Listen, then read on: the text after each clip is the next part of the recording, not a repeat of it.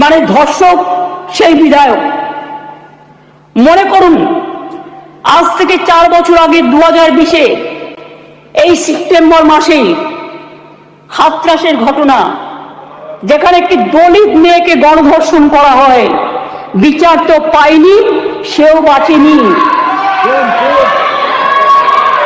বিভিন্ন রাজ্যে চলছে একের পর এক ঘটনা। এটা গ্লোরিফাই করার নয়। 70 পেরোনো বৃদ্ধও আছেন, 3 বছরের শিশু আছেন, নার্সও আছেন, স্কুল ছাত্রীও আছেন।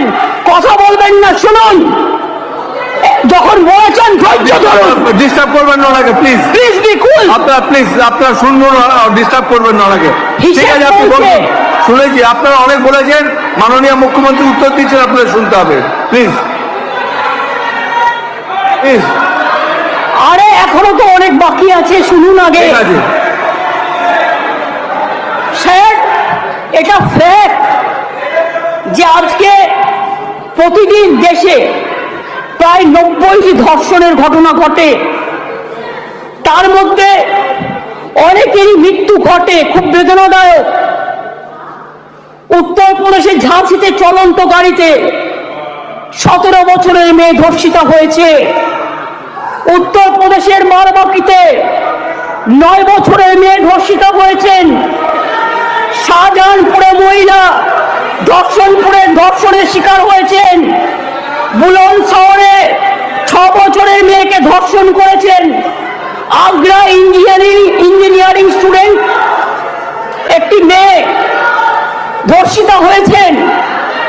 উত্তরাখণ্ডের নাক ধর্ষণ, 9 দিন পরে দেহ পাওয়া গেল। ওড়িশাতে ধর্ষণ হলো পেশেন্ট। মহারাষ্ট্রের বদলাপুরে 2 নার্সারির বাচ্চা সেক্সুয়ালি অ্যাসাল্টেড হলেন। মুম্বাইয়ের 13 বছরের মেয়েকে ধর্ষণ করা হলো। কোরাপুরে একটি বাচ্চা মেয়ে ধর্ষিতা হলো। আসামে 13-14 বছরের মেয়েকে গণধর্ষণ, যেখানে যে দোষী তাকে এনকাউন্টারে মেরে ফেলা হলো, বিচার হলো না। রাজস্থানের ঢোলপুরে গ্যাংরেপ, যোধপুরে 3 বছরের বাচ্চাকে ধর্ষণ। এই মানসিকতা দেখলে ঘৃণা লাগে। আমি বলি ছি ছি, যেই ঘটাক এই ঘটনা, তাদের বলি লজ্জা লজ্জা লজ্জা। বলতে দিন আপনারা, এটা একটা জাতীয় লজ্জা। ধর্ষণ আপনারা বলেছেন, আপনাদের জাতীয় লজ্জায় পড়ে গেছে। আসুন আমরা সবাই মিলে একমত হই, ধর্ষণের বিরুদ্ধে সমাজ সংস্কারের প্রয়োজন আছে, মানুষের জাগরণের প্রয়োজন আছে। এই বাংলা অনেক সমাজ সংস্কার করেছে। রাজা রামমোহন রায় যখন সতীদাহ প্রথা সংস্কার করেছিলেন, এখানে আইন পাস হয়েছিল এই বাংলায়, তখন কিন্তু তাকে অনেকে মেরে মাথা ফাটিয়ে দিয়েছিলেন। কিন্তু মনে রাখবেন, রাজীব গান্ধী যখন প্রধানমন্ত্রী ছিলেন, এই আইনটা অল ইন্ডিয়া আইন হিসেবে সতীদাহ প্রথা নিবারণটা পাস হয়েছিল। ঈশ্বরচন্দ্র বিদ্যাসাগর, মনে রাখবেন, বাল্য বিবাহ বন্ধ, বিধবা বিবাহ প্রচলন করেছিলেন। সতীদাহ প্রথা নিবারণের জন্য রাজা রামমোহন রায় করেছিলেন এবং এই আইন এখানে পাশ হয়েছিল। তারপরে রাজীব গান্ধী যখন প্রধানমন্ত্রী ছিলেন, তখন দিল্লিতেও পাশ হয়েছিল পার্লামেন্টে। এটা এখন অল ইন্ডিয়া আইন। কি মিহির গোস্বামী, তুমি তখন কংগ্রেস করতে, তুমি জানতে না এটা? জিজ্ঞেস করুন। যদি একটা ব্যাধি হয়, ব্যাধিটাকে সারাতে হবে। মনে রাখবেন, এই অনুযায়ী দেশের ধর্ষণের ঘটনায় সাজার হারও খুব কম।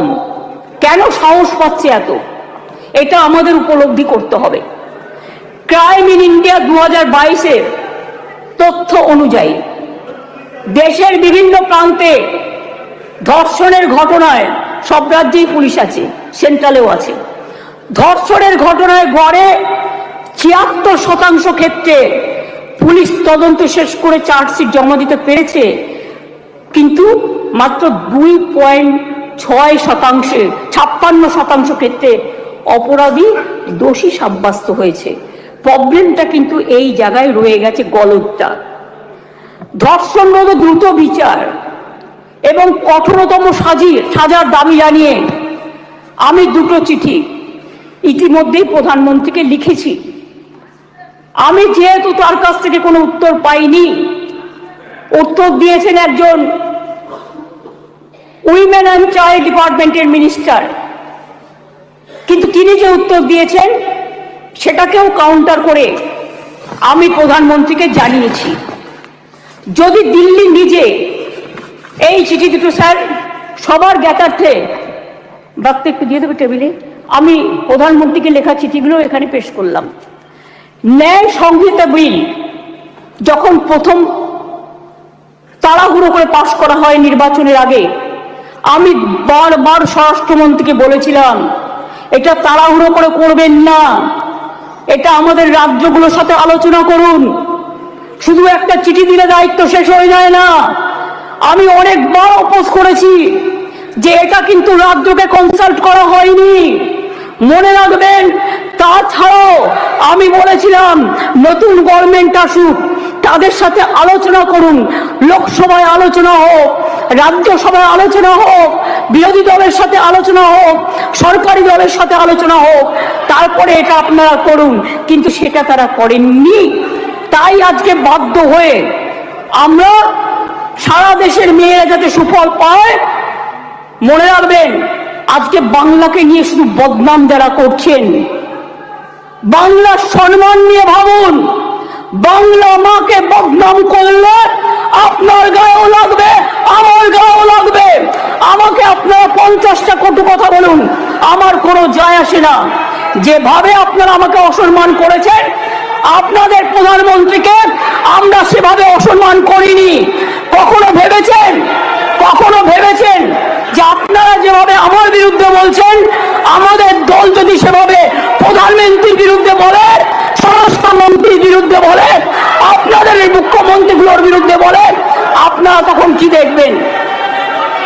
আমি চেয়েছিলাম এই আইনটা কেন্দ্রীয় সরকারই করুক, কিন্তু ওখানে যেখানে ফাঁক রেখেছেন আমরা সেখানে ঢুকেছি। তার কারণ মনে রাখবেন, যদি কেউ ধর্ষণ করে 7 মাসের মধ্যে জামিন পেয়ে যায়, আর তাকে ফুল মালা দিয়ে, প্লিজ আমাকে বলতে দাও, তোমরা কথা বললে আমি বলবো না, এবং তাদের যদি ফুল মালা দিয়ে সম্বর্ধনা দেওয়া হয়, তাহলে এটা এনকারেজমেন্ট হয় না তাদের পানিশমেন্ট হয়?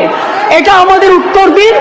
আমি তাই আপনাদের কাছ থেকে এর বেশি আমি কিছু প্রত্যাশা করি না। বিলকিসের ধর্ষকদেরও জেল থেকে ছেড়ে দিয়ে মারা পড়ানো হয়েছিল, যাবজ্জীবন জেলের সাজাপ্রাপ্ত উন্নয়নের ধর্ষণকারী, সেখানেও বাবা রাম রহিম থেকে নামটা বাদ, সকলকে প্যারোলে মুক্তি দেওয়া হয়েছে।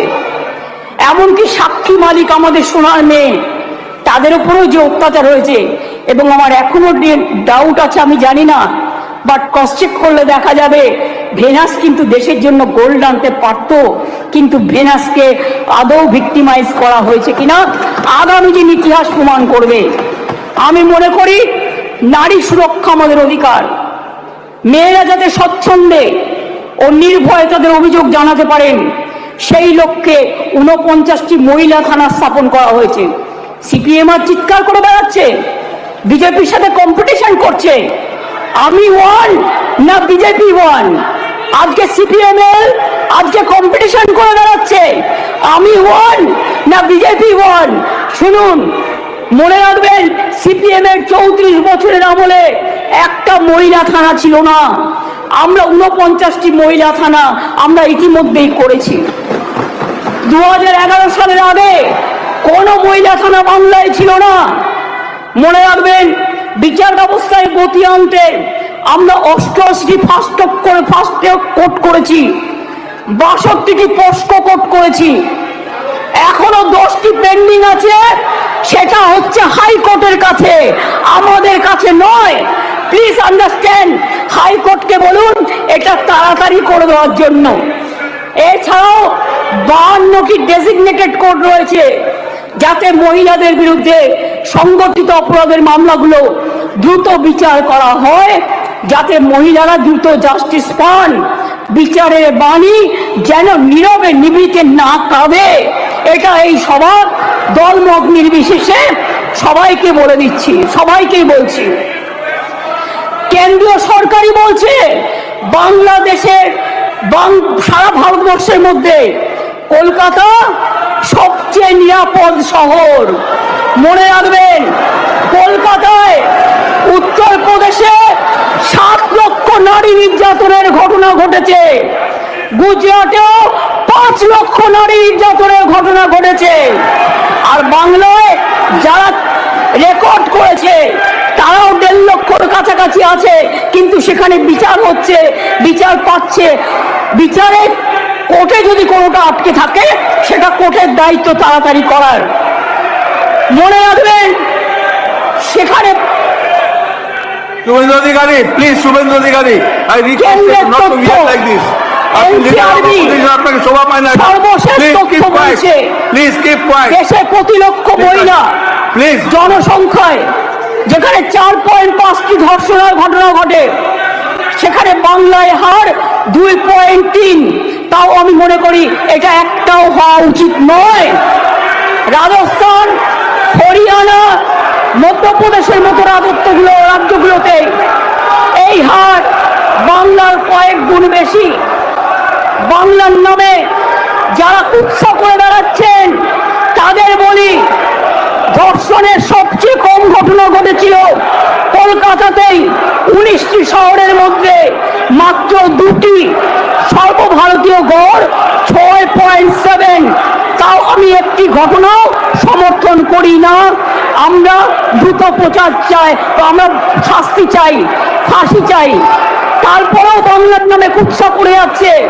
এদের মতো নির্লজ্জ কুৎসাকারীদের আমি বলি, এটা করে আপনারা আরজিকরের ঘটনার বিভৎসতাকে কমিয়ে দিচ্ছেন, এটা বোঝানোর জন্য, যাতে আপনারা লাইনটাকে বেলাইন করেন, ট্রেনটাকে ডিরেল্ট করেন।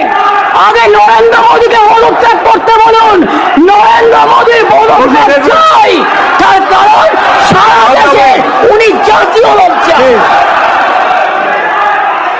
আমরা স্যার অমানবিক ঘটনা নিয়ে ওরা রাজনীতি করে, বিচার চায় না, ভারতীয় ন্যায়।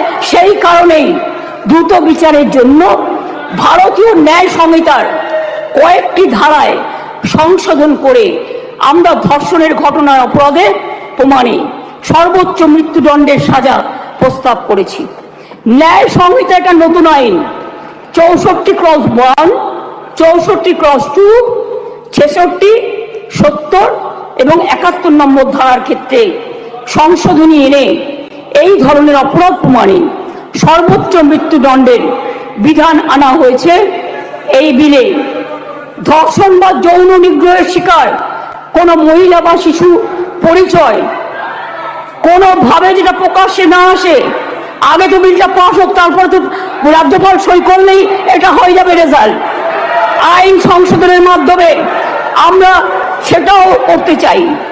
এটাও চাই যাতে আদালতের অনুমতি ছাড়া এই ধরনের মহিলা বা শিশুর পরিচয় কোনোভাবেই বিচার প্রক্রিয়া শেষ না হওয়া পর্যন্ত এগুলো নিয়ে আলোচনা প্রকাশ্যে না আসে। স্যার, ভারতীয় ন্যায় সংহিতার 72 এবং 73 নম্বর ধারা সংশোধন করে এর জন্য আমরা 3 থেকে 5 বছরের সাজার প্রস্তাব রাখছি। মনে রাখবেন, বাংলা প্রীতিলতা ওয়াদ্দারের মাটি, মাতঙ্গিনী হাজরার মাটি, কল্পনা দত্ত, বীণা দাস, সুরিতা চৌধুরী, মাদার টেরিজার মাটি। এই মাটি সারা দেশকে পথ দেখায়, পথ দেখাবে। কেউ কেউ বলছে আমরা নাকি আইন করতে পারি না। আমি তাদের জ্ঞানের জন্য বলছি, এটা সর্বৈব মিথ্যা। রাজ্য চাইলে আইন আনতেই পারে, মিথ্যা। রাজ্য চাইলে আইন আনতেই পারে। সংবিধান আমাদের সেই অধিকার দিয়েছেন। ভারতীয় সংবিধানের যুগ্ম তালিকায় আইটেম নম্বর 1-এ ফৌজদারি আইনের উল্লেখ আছে। সেক্ষেত্রে রাজ্য চাইলে আইন আনায় কোনো বাধা নেই। অন্ধ্রপ্রদেশও আনছে, মহারাষ্ট্রও আনছে, তারাও ক্রিমিনাল ল সংশোধন করে আনতে চলেছে। এখানেও তো আপনাদের সরকার আছে, আমরা তো বাধা দিইনি। তার রাজ্য বাঁচাতে সে আইন আনতেই পারে। আমি আপনাদের বলি, এটা রাজ্যপালের কাছে অনুমোদনের জন্য পাঠাবেন, তারপরে রাজ্যপাল সই করে এটা পাঠাবেন, রাজ্যপাল মাননীয় রাষ্ট্রপতির কাছে পাঠাবেন। এটা মাথায় রাখবেন। আমি আপনাদের কাছে এবার বলি, এই আইন কি করবে? এই আইনটা অ্যামেন্ডমেন্ট করছি আমরা এই কারণে, সব তো করছি না, মাত্র কয়েকটি ধারা, শুনুন না একটু, শুনুন না একটু, হাত জোর করে বলছি শুনুন, মা বোনদের জন্য শুনুন, নারী নিরাপত্তার জন্য শুনুন, হাত জোর করে বলছি। কথা বলবে না, কেউ কোনো কথা বলবে না, আপনারা কেউ কোনো কথা বলবেন না প্লিজ। আমার একটু টাইম লাগতেই পারে, কারণ আমার অপোজিশন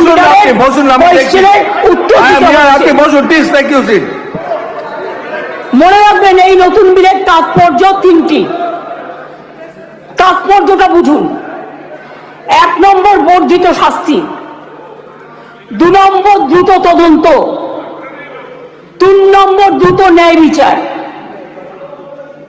নতুন আইন সুনিশ্চিত করবে যে ধর্ষণ এবং নারী শিশুর প্রতি সকল যৌন হিংসায় শাস্তি হবে কঠোরতম। ভারতীয় ন্যায় সংহিতা এবং পস্কো আইনে এসব ক্ষেত্রে যে শাস্তির কথা বলা আছে তা আমাদের আইনে উল্লেখযোগ্যভাবে বৃদ্ধি করা হয়েছে। ধর্ষণ ও গণধর্ষণের ক্ষেত্রে ভারতীয় ন্যায় সংহিতার যে শাস্তির কথা বলা হয়েছে 10 থেকে 20 বছরের সশ্রম কারাদণ্ড এবং ক্ষেত্র বিশেষে যাবজ্জীবন সশ্রম কারাদণ্ড। আমরা এটাকে করছি আমৃত্যু সশ্রম কারাদণ্ড থেকে গুরুতর থেকে ক্ষেত্রে এমনকি প্রাণদণ্ড।